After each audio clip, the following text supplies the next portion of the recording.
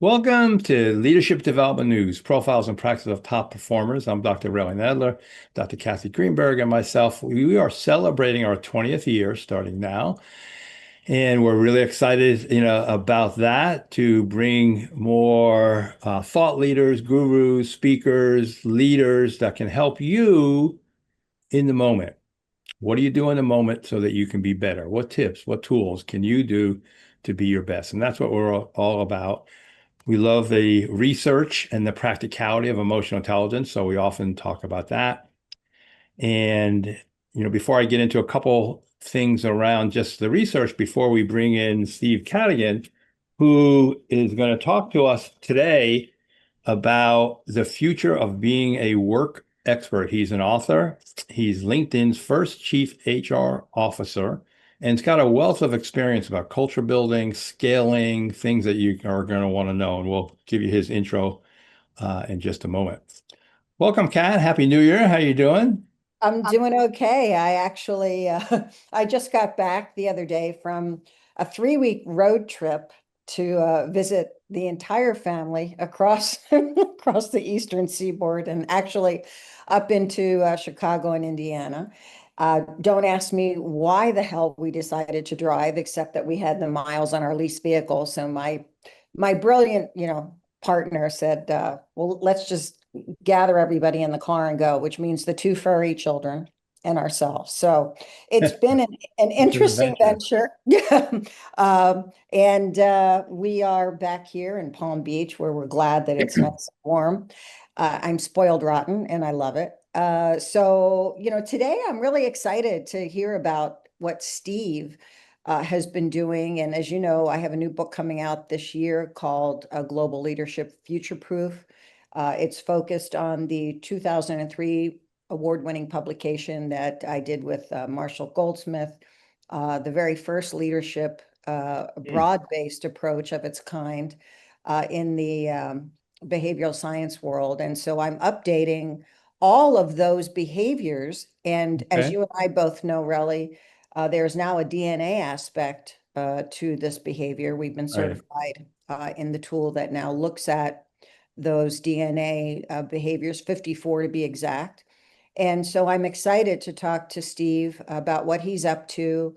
Obviously, we're all members of LinkedIn, and they do such a great job. So, the one thing I'm really interested in right now, and I'm working on with our friends at ICE, are how we can continue to help our public service professionals to really focus their needs this year. Because as you can see, our public safety friends are Yeah. starting out the year pretty much traumatized. Yeah. And we talk about the well-being issues of our communities, and those communities are not only emotionally contagious, but the work that our friends in public safety are doing is just as contagious. So this year has been an interesting year for me and my work. I'm really interested in what Steve's going to talk about Yeah. today during our conversation. So maybe you want to talk a little bit about why Yeah. we do this. Okay. Well, we want to certainly give some tips and tools for folks because everything is more. You've heard me, Kat, say that over and over. What does that mean? More anxiety, more apprehension, more loneliness, more pain. And so with the more, we want to zero in on a couple tools. I'll share one. But really from the forum Future of Work, which Steve is going to, zero in on, emotional intelligence has 8 of the top 10 skills.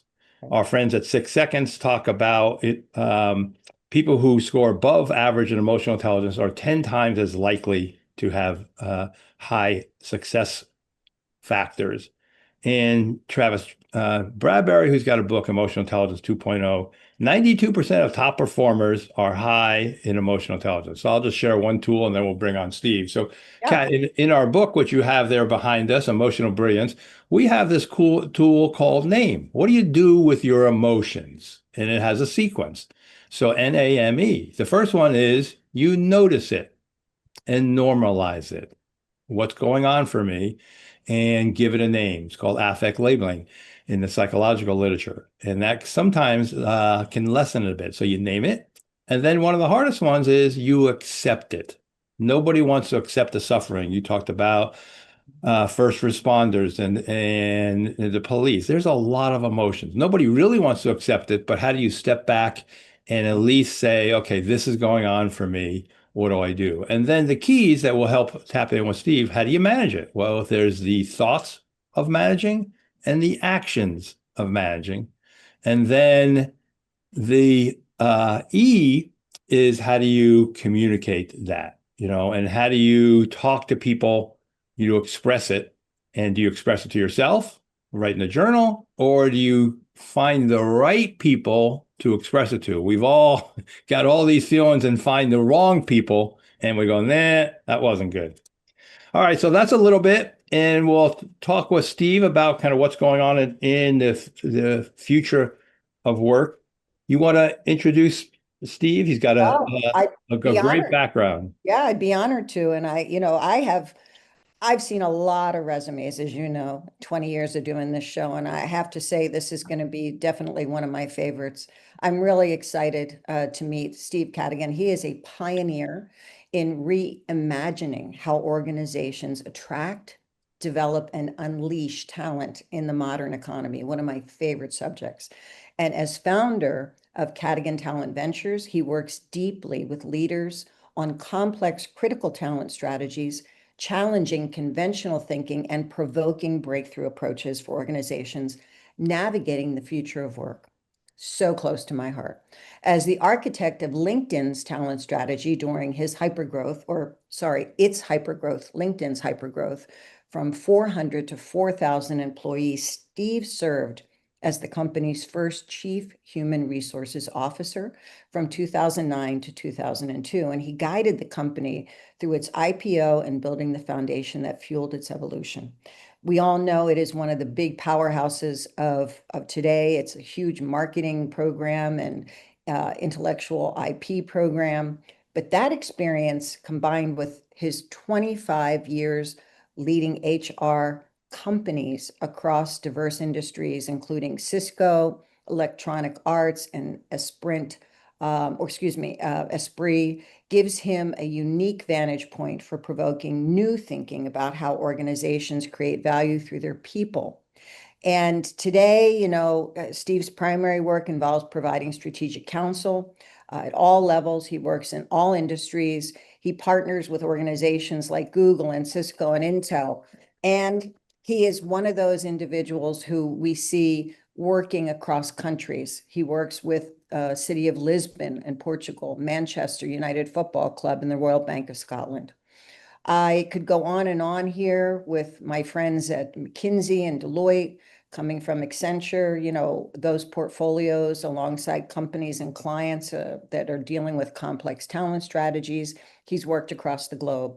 So we are so excited, Steve, to have you with us today. We know that you are a world-class performer. You create world-class performers by your work. You've worked with Wall Street Journal, Fortune magazine. You've been named a top 100 global thought leader. And there's not much more I can say about you, except I am so happy you are here to talk to us today. It's great to be here. Thanks, Relly and Kathy, for having me. Yeah, so we want to tap into that experience that you have, Steve. So we always talk about, give us a little background, who've been some of the key people that maybe have helped you propel in your career? I would say academically, Peter Senge's really shaped my thinking. I'm a big believer in systems thinking, and that, our objective as an organizational strategist is to find the smallest pebble to move that will change the biggest rocks downstream. And so that's been a real marker for me. Another thought leader in terms of the world of change, Malcolm Gladwell, The Tipping Point has really, it's never one thing that changes an organization. It's lots of little things. I like his thinking. And then, as I point out in my book, Workquake, one of the leaders, I've had many leaders that have been so fortunate to have guide my thinking, but there was a woman in particular, Mimi Jagu, who I worked for in the early days of Cisco when we were doing M&A like crazy. I was on the M&A team at Cisco back in 99 Wow. And we bought 26 companies that year, and we had 13 acquisitions going on at the same time. And what I learned from Mimi was hire people better than you. And we've all heard that. And I don't know how many of the listeners have faced that, where their boss says, hey, you need to hire someone better than you. It is very intimidating. It can be perceived as threatening if you've not done that before.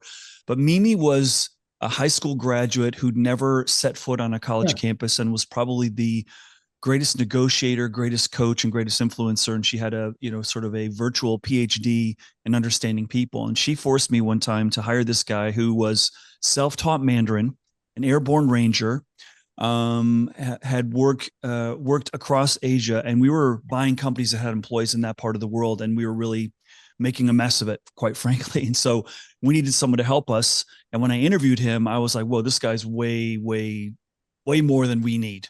And so I told my boss, hey, he's just too good. It's not going to work for him. He's not going to stick around. She's like, no, Steve, he's really good. And if you hire him, it's going to elevate your game to be able to do bigger things. And he really wants to learn from you. And so I said, no, I don't think so. And so she really forced me to hire this guy, also named Steve, and turned out to be one of the greatest hires and and became a dear friend of mine. But those are, if I think about it, lots of people, shape our thinking at different points in our journey, but those three are probably big ones for me. Well, as we're talking, a couple of things the audience would probably love to know about you and how you became who you are, is that you grew up, I guess, living in Singapore and Canada. I guess you're currently now in the California area. And, obviously, this book, Workquake, which is subtitled Embracing the Aftershock of COVID-19 to Create a Better Model of Working, which has become a #1 Amazon hot new release. And, really shares some contrarian perspectives on workplace evolution. So we're going to talk about some of those contrarian concepts. And maybe we could just jump in here to, some of the great topics that we have, which is, what did you learn during this LinkedIn period of hypergrowth? Because I know I lived through that myself. In fact, when we published our book, Emotional Brilliance, I had about 1 million LinkedIn, I guess, friends. I don't know how you Connections. Connections. Okay. And so it was interesting. Somebody actually, killed my LinkedIn. They got in there and I don't know what happened to it, but it got fractured and I had to rebuild it. And, it's a meaningful process, right? LinkedIn is one of the most known ways of connecting with people. And it's such a powerful program. So tell us a little bit about the things, right, that you learn there, and what can we learn from the things that you have understood that have benefited most leaders and workers navigating this future of work? Sure. Well, so many things, Kathy, but honestly, that probably the first one was at no time in the early years. And I joined LinkedIn when they just celebrated their 5th birthday. Right. So we had about 400 people, 5 years old. Nobody in the organization, on the board, and the leadership team, in the ecosystem thought we were going to realize the destiny that we realized. Like, there was no preordination, there was no prescience that really would suggest that we were going to realize that. And probably one big lesson that I'll start with is, if you were an investor looking at LinkedIn's opportunity, there's no way that you would have doubled down on the leadership team. We had a first-time CEO. We had a CFO who'd never taken a company public. And we had every single member of the executive team that never built a company. And we're all managing more people than we'd ever managed in our lives. Wow. The largest team that I had ever looked over in my career was probably 25. And now I've got 250 recruiters and sourcers and HR, gurus in my domain in countries that I'd never even visited before. In the time that I was there, we went from 400 to 4,000. This is 4 years, okay? Just shy of 4 years. 400 to 4,000 employees, 2 countries to 17.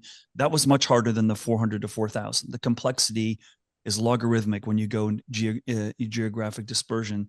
And then we went from 2 offices to 26.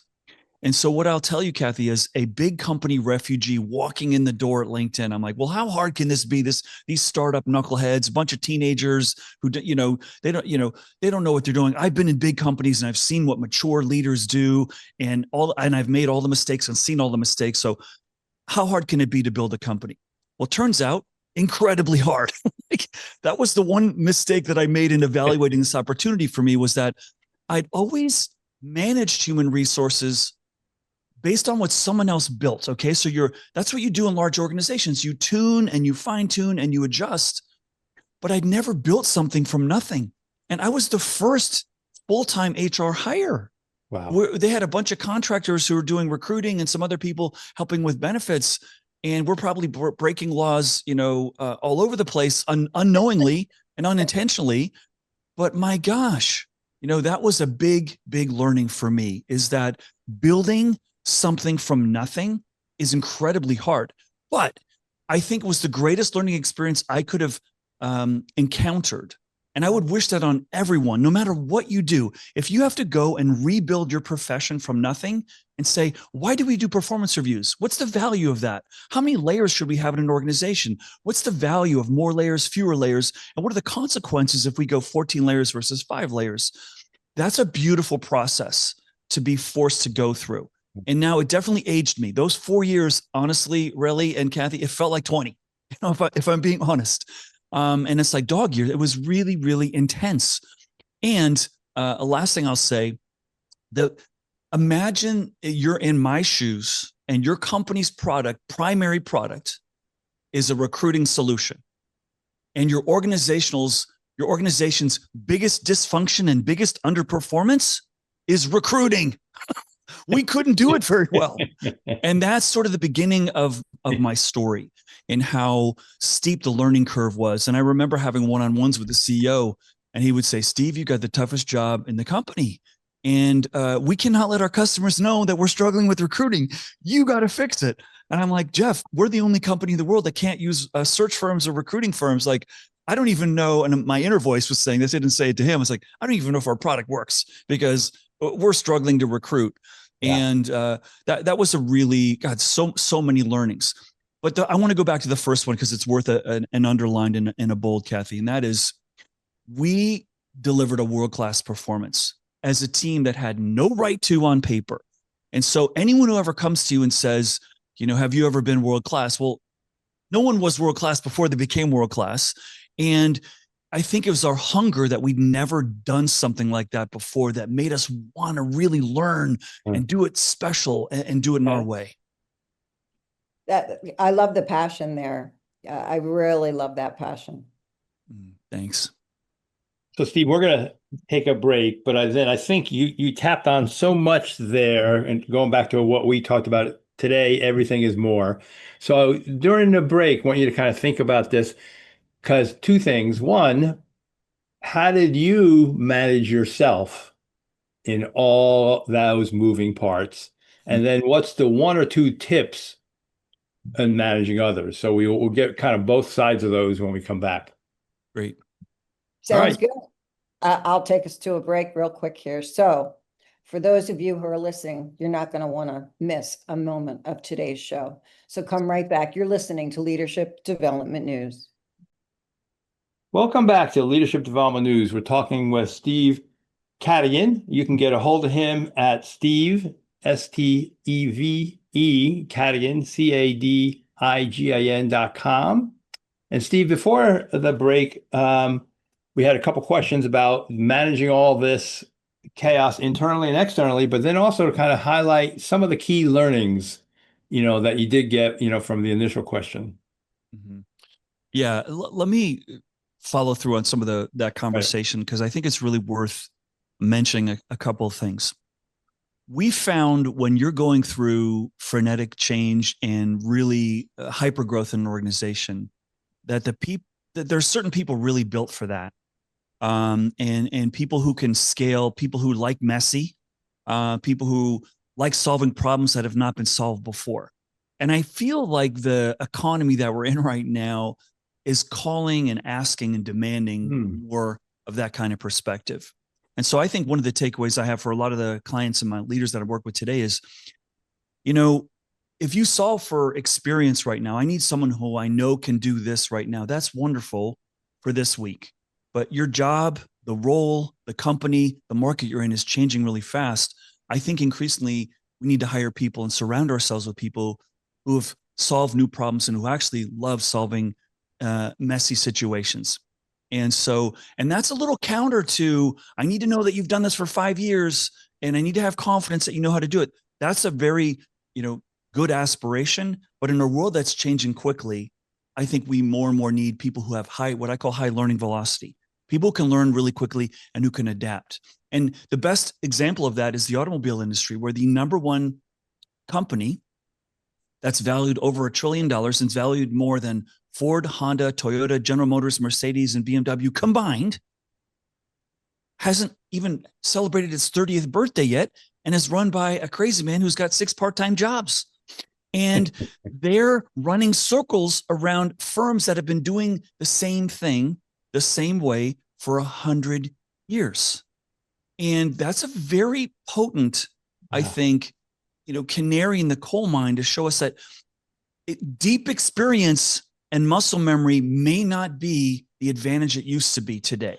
In fact, new people with new ideas from new industries and different ways of solving problems could be a real superpower. And that's so counter to, I need to hire people with deep experience, because I need to surround myself with people who are solving problems differently. And I think that's a big lesson that we had at LinkedIn, building a new industry, there wasn't a reservoir of talent of people who built a LinkedIn before because it hadn't existed. So we kind of had to make it up. And in putting people, and this is a big point, and I'm curious to have you react to it, putting people in roles that they've never done before. Yes, it's scary, but it unlocks, I'm telling you, it unlocks energy and excitement. And if you ask any executive today, what was the biggest pivotal moment in your career arc? Yeah. They will always say, somebody put me in a job I didn't think I was ready for, and it was really scary, and I didn't think I was equipped, and I was being set up to get terminated, and I solved it, and it was great. And so then my question after that is, so why are you designing to not let that happen in your company? Why are you designing to block it? You can't do another job until you've done this for 3 years. Then you can apply to a different job. These policies that we've built are so archaic and so counter to building a reality where newness actually unlocks power. Right? And, I just want to comment on that, because I think the problem is, and I'm just going to put this out there, we are so focused on creating comfort and psychological safety in today's work environment. We are killing creativity. And I really think you have something very powerful there, Steve. And I know, even look, in the organizations where I'm working, it's very, very clear that people are trying very hard to focus on wellness. And as a result, they are avoiding any kind of tension, any kind of conflict. And they're also relying on things like AI much more than they should be, because they're trying to offload some of those administrative tasks that create that stress. So you're really onto something here. And I am a firm believer in what you just said. So you got some fans here. Yeah, I 100% agree with what you said, Kathy, that creativity is under attack. And why so many people are choosing to defer to AI for some of these things, it breaks my heart. And AI, I think one of the biggest mistakes we're making, and I've listened to a bunch of your episodes, and you've gone into some real great experts on AI. So I'm not an expert, but I think I'm an expert on the collateral damage that AI is causing in cultures and organizations. And one of the biggest ones is presuming that we should treat AI like every other software and technology implementation, which is, let's use it to have our people do more, go faster, and cut costs. AI can deliver that. And that's the biggest headline right now: job reductions, people, whose careers are threatened. But we see very few stories where people are saying, I want to unlock AI to turn my people into superpowers, to allow them to achieve more, to have a more enriching experience, to feel like they can contribute deeper, and for us to open up new markets and grow the top line. Why so many people are using AI to go right to the, race to the bottom. Let's cut expenses, burn people out, make them more anxious. I don't understand. And my confidence is not very high, especially because here it is, 2026, we're recording this episode. We haven't even solved email yet. Has email delivered all the, joy of productivity, new information? No, it's been weaponized to make our coworkers feel more behind. And if we can use AI, and we're starting to see Google say, oh, God, we got this great tool. It's going to make your inbox much better. Well, thank you for helping yourself solve the problem that you helped create, like, oh, bravo, Google. But listen, we've got to recognize that creativity comes from human energy, and it's very organic, and it comes from doing nothing. Like the greatest thinking comes not, after 30 Zoom calls. It comes when you're waking up and you've been ruminating on these ideas, and you're thinking, or you're driving a car and you're not distracted. Yeah. And we got to reground ourselves, and all of us in what we do. We've got to remind people, like, that is not the holy grail. It's not the nirvana. Be very careful how you're going to apply AI. Well, you hit on a couple of really good things there, and we can kind of get more into the AI, but I agree. So with AI, we've outsourced our thinking. So that's something that I say in my talks and writing. We don't like to think. We don't like to think hard. We don't like to think long. It's too hard. And you just said we're not reflecting. And so let's go back to it, because I'm always kind of bringing back to the personal side. Someone's on total overwhelm, and now they got to integrate AI. And now, just like you said, throw them in there, do something you haven't done, and they are on overwhelm. What have you found for yourself? What have you found for others that didn't let them get smothered by that and therefore underperform? Two big things. Number one, your first application of AI is not cutting headcount. It's amplifying the capacity of your people, right? If you start and say, hey, you know what we're going to do? We're going to use AI to discover what skills you can learn fastest and the places where you make magic in this organization. We're going to leverage all the intelligence of AI to help, convert you into a more meaningful contributor. Okay. That's number one. Number two, I think we've got to give the employees a chance. When we start coming, hey, we're going to use AI. It reminds me of, do you guys remember that whole outsource to India thing back in the 90s? Well, I was a leader in operational outsourcing. Yeah. Right. Let's go to India because it's way less expensive. Yeah. And then you go to your North American teams and they go, okay, so let me get this right. You want me to train the guys in Bangalore to take my job? Yeah, no, I'm not going to do that. Right. So we need to give our people, we need to refresh on change management 101. Allow your employees the chance to throw up on this and say, I'm scared. Why would I do this? This is not going to work. What do you mean AI is everything? And what's happening is the boards, investors, private equity is saying, go, go, go AI. And we're skipping wait a second. Is this really, are people ready for this? Right. And so those are the two big ones, that when I think about this, and they're pretty fundamental. Why so many people are just, feeling like, if I don't do this, I'm going to get fired. And it's like, no one gave them the chance to resist and say, it's not going to work. Right. That's all those emotional reactions that we're not giving space, and we're not allowing people to really vent about. And until we do, that tension, that fear is going to be a powerful demotivator for engaging the best talents of the workforce that we're trying to bring with us into this future. And look, I remember, and you and I seem to come from that same generation, Steve, when I was at Accenture, and we're throwing out all kinds of high-tech software to get people, to be more productive. And we're like shutting down half the people that we're trying to pull into the fold during that entire outsourcing, era. And we didn't see the opportunity by giving people voice. And I had to fight my way through all kinds of administrative red tape with HR to be able to give people that voice. And it is very important. I mean, you're really tapping into the heart of Yeah. the way we get people to do their best work. You know? And if you shove this down their throats, right, you're creating what I call poison in your veins, passive resistance. They will smile and go, whatever you say, boss, and they're going to block you rather than you hearing what their objections are, giving them a chance to, come to terms with it and maybe offer better solutions on how we could get some of this, advantage realized. So this goes to the question, that we're saying. So everybody's on overwhelm. We all know about change management and more change, more AI, and someone's on overwhelm. So what would you tell leaders? Here's, we're talking about giving them a voice, but what does that look like?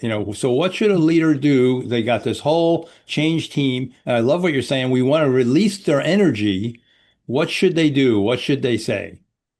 Well, I would encourage them to try to use AI to buy some space for people, right? To try to buy some time, to have those breakout groups, those town halls, those skip level meetings where you say, okay, the powers that be want us to leverage AI.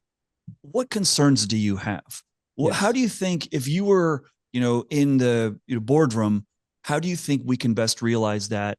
And, the spirit that we want to apply to this is that it's not a headcount reduction exercise. Okay. That's real. Now, some of you may have been given a headcount reduction exercise mandate. That's a different story, right? But as soon as the employees sniff that, that's what really this is about. I think you've lost them, and if you think the world's better in your organization with fully automated AI production, great, great. But I think most of the research that's coming out, and the sausage is being made. We don't have a lot of research yet. McKinsey just published, I'm sure you guys saw it, in December, the 2025 AI State of the Union. Now, they are not the oracles of truth. However, what they found was 88% of companies are using AI. 33% are seeing some profit. Only 13% are seeing disproportionate outsized profits. And guess what those 13% are doing that the others aren't? They're augmenting humans. They're not replacing them, which means, people are feeling energized, they're feeling excited, and they're being given permission to experiment. Now, one of the largest employers in the country outside of the US government is a company you've all heard of, Walmart. Okay. Walmart did something like crazy for a big, huge, dare I say, conservative retailer when it comes to taking risk. Okay. In that respect, they went to 50,000 salaried associates and said, hey, we don't know about this AI stuff, but we built this sort of like AI bot. It's going to sit on your phone. Can you just go play around with it and see if you find some upside? And the wonderful Walmart people are like, wait, where's the training class? Where's the 500 Oracle implementation executives? Yeah, no, they're not here. We're just going to give it to you and you experiment. And maybe you can delight customers with it. Maybe you can have a better staff meeting. Maybe you can have it take notes on your executive retreat. And so what started happening was people's like, what? You mean we could just take risks and play around with this? Never had they been given that opportunity before at that scale. And guess what started happening? Because I can see your heads nodding. It just started exploding with all kinds of positive, exciting results. So much so they doubled down and gave it to another 50,000. Now, if Walmart can do this, take an experiment, okay? And that's where we're at right now. This is why there's no game plan for this moment, right? Where we've got all kinds of, we haven't even talked about the changing psychology of the workforce and people not staying in jobs as long as they used to, and the need for new skills faster than any time in history. We haven't even talked about those things. But if you've got a culture that can experiment and you're giving people permission, I think your odds of being able to realize disproportionately positive outcomes are going to rise. Let me give you an example. So there's an AI software that I'm involved with for our National Command and Staff College called Magnus One. And again, it's right now for the public safety community, first responders. And so we have built an engine that has 11 different, we'll call it funnels, for things that are necessary. And they're necessary in any industry. So financial welfare, family welfare, relationship welfare, emotional welfare, occupational welfare, right? All the factors, and there's 11 in total. And my job is for the emotional factors and leadership factors. We just found out and I won't name any names, but what we've actually created is an opportunity to save lives. We had a young guy gets in there and he says, I'm having trouble at work. My wife is about to leave me. We're having financial difficulties, and I have suicidal ideation. I need help. And this Magnus One fed him 3 solution sets. It sent him for help in financials. It sent him and his partner, list of people in the area that could help them psychologically, counseling. And then it helped him to find a community within his community to talk to about what he felt he was suffering from. And this guy talks about this, and he goes, to different agencies and shares his perspective. But mostly what it demonstrates here is that you give one person an opportunity, like you just shared with Walmart, just to play around with the system, and they'll go to the heart of their problem, and they will look for how to solve that problem, because humans know what they need. And this is just one little miraculous story of how when you do AI right, it can save lives. So we're going to go to another quick break. And Steve, I know we have so much more to talk about when we come back, but I'd love you to talk a little bit about your book, a little bit about what you're doing to accelerate change, and then whatever else you think our audience needs to hear about in the next, 20 minutes that we have left. So Right. Don't go away. You're listening to Leadership Development News, and we're really excited to have our guest, Steve Cadigan. Come right back. Welcome back to Leadership Development News. We're talking with Steve Cadigan at his website, stevecadigan.com. And what we'd like to do, Steve, is zero in on a little bit. Kathy primed some questions, and really kind of around what are leaders getting right? What are they not getting right? What do they need to do? Well, one of the big trends that I think leaders are aware of more than any other, when I ask leaders, they're like, what's your biggest challenge? And they're like, Steve, it's really hard for us to hire people with the experience that we need. And worse, when we do find them, they just don't stick around, and that the data that we're seeing globally, every industry, every geography, is that the median tenure for people is declining, and it has been for the last 2 decades. And the pandemic accelerated that. In the United States right now, median tenure of all ages is about 3.8 years. That's how long people are staying in companies. And what's really uncomfortable about that trend is most leaders, myself included, were taught the teams that win are the ones that stay together the longest. Okay. That's the paradigm. Muscle memory, trust, pattern recognition results from teams that are together a long time. And so when I show people this data, and I show them that the 20 to 35-year-old demographic is staying 2.4, that's the median, which means half the number's less. I mean, in Silicon Valley, where I've worked most of my career, we don't have 20-year anniversary celebrations with the chairman and their spouse. It's like 10 months, you're still here. Can I give you a hug? Thank you so much for being here still.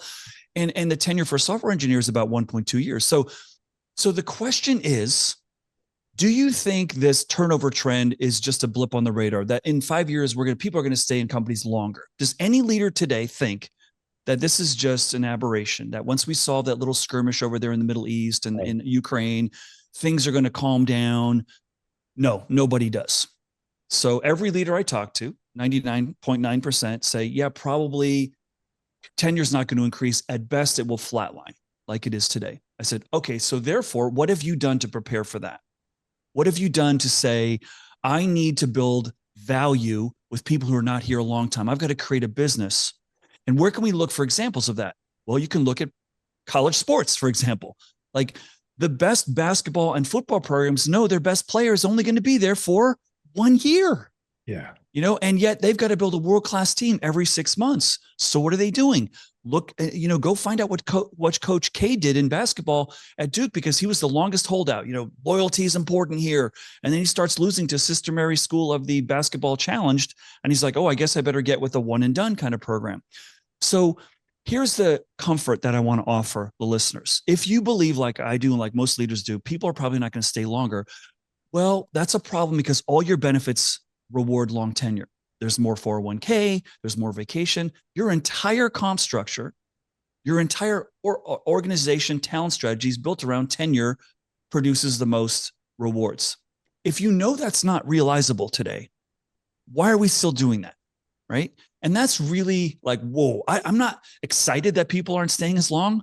I'm not thrilled about it, but I think I'd be naive and I'd be actually dishonest if I told you, oh yeah, you should really focus on retention. Now I want my best people to stay a long time. So what do? You go and say, what businesses are building disproportionate value with people who are not staying a long time? Well, I don't know if you've heard of these companies, NVIDIA, Google, Microsoft, Apple, Broadcom, Intel. Do you know what their median tenure is right now? Some of the fastest growing, most profitable companies in the world that we can measure in the public domain, it's just shy of 4 years. So they're learning that cultures of adaptability and change, that people with new ideas and new experiences solving problems differently is a superpower today. And that's probably when I see what leaders are getting right, those are the organizations that are getting it right. I'm expecting you're not going to be here a long time. Last thing, and then I'll flip it over to you. I think the greatest leaders today are not the ones that say, we're never going to fire you. They're the ones that say, listen, this world's really unpredictable. I don't know if a customer is going to take us out next month, but while you're here, I'm going to make this the greatest job that you've ever had. And you may want to go like, listen, I built LinkedIn. I had 3,600 people in 4 years in Silicon Valley, a career candy store. You know, people are going to find something that pays them more or something that excites them more. So we would start our interviews by saying, when you leave, what do you want to be doing? And they would say, wait a second, you're doing my exit interview. We haven't even got a job offer yet. I'm like, but it's Silicon Valley. We know you're not going to stay. So let's optimize this for you and for us. How can we frame an experience that's going to be amazing?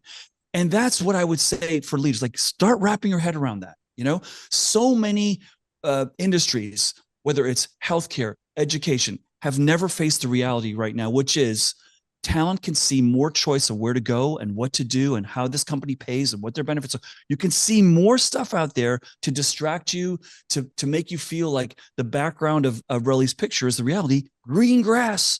There's more green grass out there than ever before. So you got to play expecting that and care about your people for the whole career, not just when they work for you. You know, as you're talking, I'm thinking about the cost of creating one of those employees, because in my world, Navy Special Warfare, it takes $1 million to make a SEAL. In first responder world, it takes anywhere from $150,000 to $300,000 to make a police officer, and that's just, you know, entry level, right?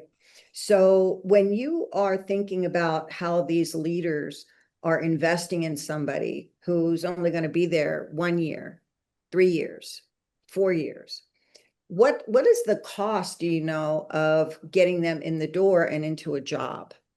Just curious. Sure. Well, if you do believe the premise of this whole conversation, which is people generally are not staying as long as they used to, okay, then it's like, what's the cost of an unfilled position? What's the cost of one person doing 4 people's jobs because the company didn't prepare that people aren't staying as long, so they're not recruiting as actively, you know? And so I think that's an invisible cost that's not always easily measurable, right? Like, just like both of you at some point had a customer that said, well, how do I know the value of your training is really worth it? You know, like, well, what's the value if we don't do training and people stay, you know, like, and they're not evolving. So I think, you know, if you believe that premise, I think it's incumbent upon you to just make people better while they're with you. And then they will become an angel on the outside saying, you know what? I did leave that sheriff's office after a couple years because they prepared me really well for something bigger and better. And you should go there, you know? And so if you do it right, I believe you're going to create more angels in the universe. That's going to depressurize the sense of loss that you have. Oh my God, someone leaves. The other thing is, if you have a job that takes 5 years for someone to learn and then they leave after the 4th year, that's on you, because you know they're not going to stay 5 years. So you need to re-engineer work. But it does get to a deeper question, Kathy. For us to properly shift right? I think so many of the architectures work, it's going to be hard and it's going to cost, and it's different, right? It's just different, right? Like I was telling organizations that are struggling with keeping up with new skills for their people. I said, do you agree that people need new skills faster than ever before? They said, yes, we do. I said, so who owns that? You, the schools, the government? Because nobody's owning that right now. So maybe you need to go acquire a university, or maybe you need to merge or, blend the boundaries of institutional education and corporations so that it isn't just, a very thick wall between the two. Maybe your employees are teachers over there, and maybe the students are solving problems. But it is a challenge right now, and it's not going to be an easy pivot. And that's why a lot of people are struggling, because it is such a big, different shift that we need to make. Yep, that's very fair.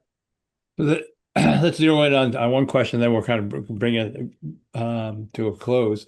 Right. So what around hiring for some of these people, and that's been some of what you've been an expert at. What should someone, what are some of the key questions? What should someone look for in someone who can handle all this change and go back to what we said before and not be overwhelmed from it? How would somebody be able to identify this person can handle this? Yeah. Well, first off, recruiting is one of the most flawed practices that exist today. Like, interviews are the worst, but we don't have a lot of substitutes. I think the greatest way to hire someone is do an internship.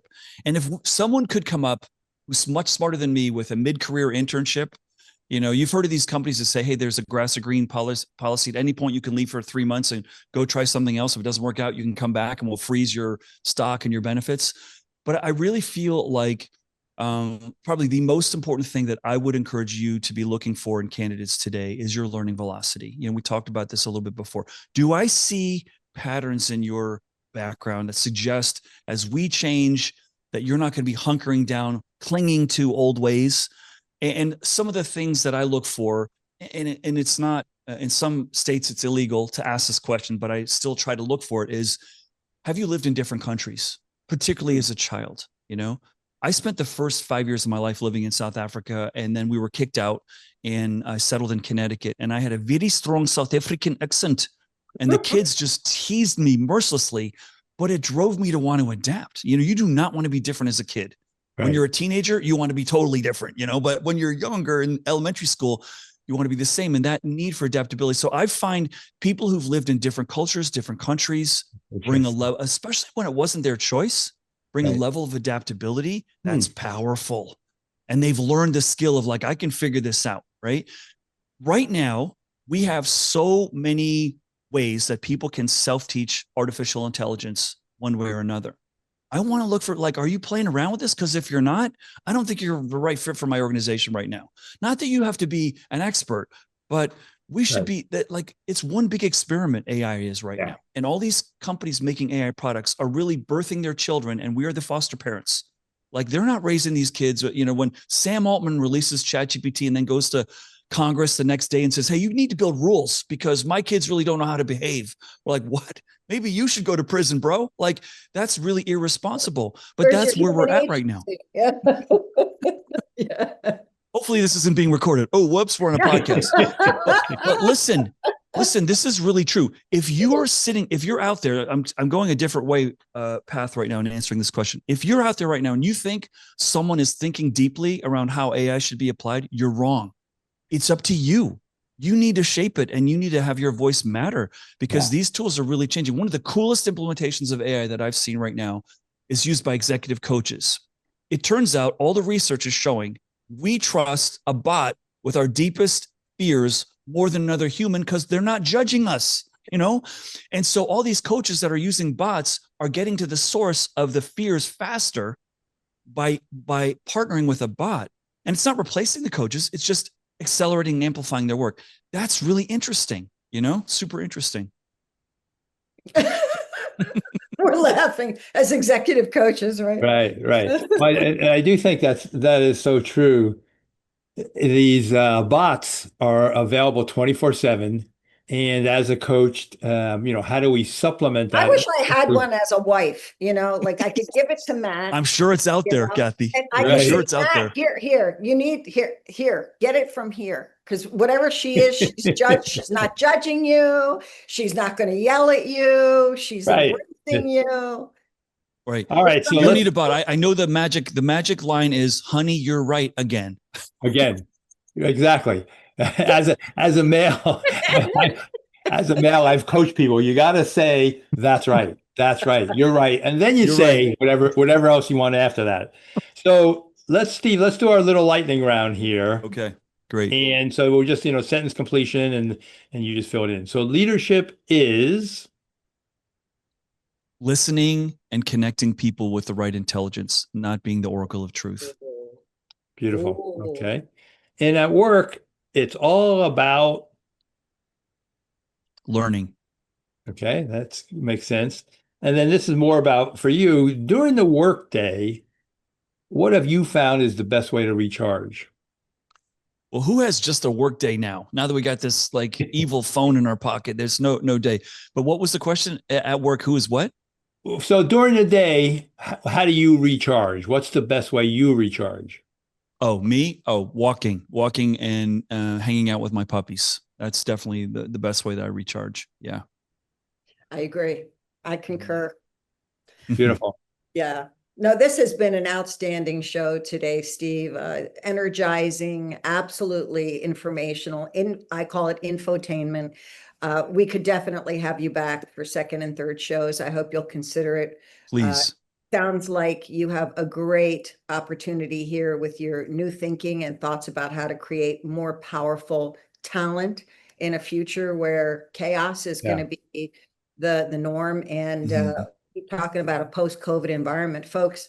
This is life. And we're so happy there are people like you out there making it better for all of us. So thanks for being with us today. Thanks, everybody, for coming here to tune up your leadership with Leadership Development News. We'll catch you next week. Have a great one. Be safe.